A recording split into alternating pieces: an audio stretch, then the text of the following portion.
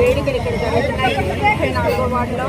మరి ఇక్కడికి చేసిన వార్డు నాయకులకు, కార్యకర్తలకి అందరికీ కూడా పేరు పేరున ధన్యవాదాలు తెలియజేసుకుంటున్నాను. అలాగే మీడియా మిత్రులకు కూడా ధన్యవాదాలు తెలియజేసుకుంటున్నాను.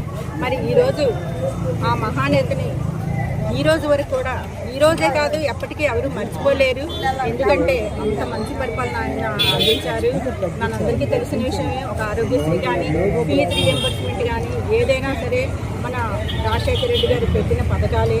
మరి ఈరోజు లోకేష్ గారు అంటున్నారు సంక్షేమ పథకాలు మీరు పెట్టడం ఏంటి, మేము ఎప్పుడో పెట్టేస్తాం, మా తాతగారు పెట్టారు అంటున్నారు. తాతగారు పెట్టారు, ఓకే, మరి మీ నాన్నగారు ఏం పెట్టారు?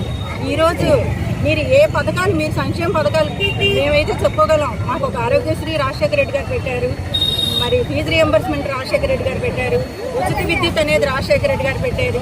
మరి ఇవన్నీ మేము చెప్పుకోగలం. మరి మీరు ఏ పథకాలు పెట్టారని మేము చెప్పుకోగలని ప్రశ్నిస్తున్నాం. మరి ఈరోజు పరిస్థితి చూస్తున్నాం ఎంత దారుణంగా ఉందంటే, మోసాలు, అబద్ధాలు.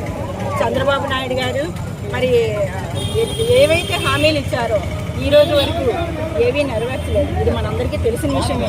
ఏమంటే అంటున్నారు మేము గ్యాస్ సిలిండర్లు ఇచ్చాం, అమ్మఒడి ఇచ్చాం, తల్లికి వందనం ఇచ్చామని.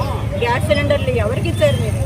ఈ రోజుకి సంవత్సరం మీకు పూర్తయింది, మీరు ఇస్తామన్న 3 సిలిండర్లు ఎక్కడ? మీరు అమ్మఒడి కానీ, అలాగే మా రాజశేఖర రెడ్డి గారు ఈరోజు మేము ఈ రోజు వరకు చెప్పుకోగలుగుతున్నాం ప్రతి ఒక్కరం కూడా, ఆరోగ్యశ్రీ అని, ఫీజు రింబర్స్మెంట్ అని. మరి మా జగనన్న ఈరోజు మీరు ఇస్తున్న తల్లికి వందనం ఎవరు పెట్టింది?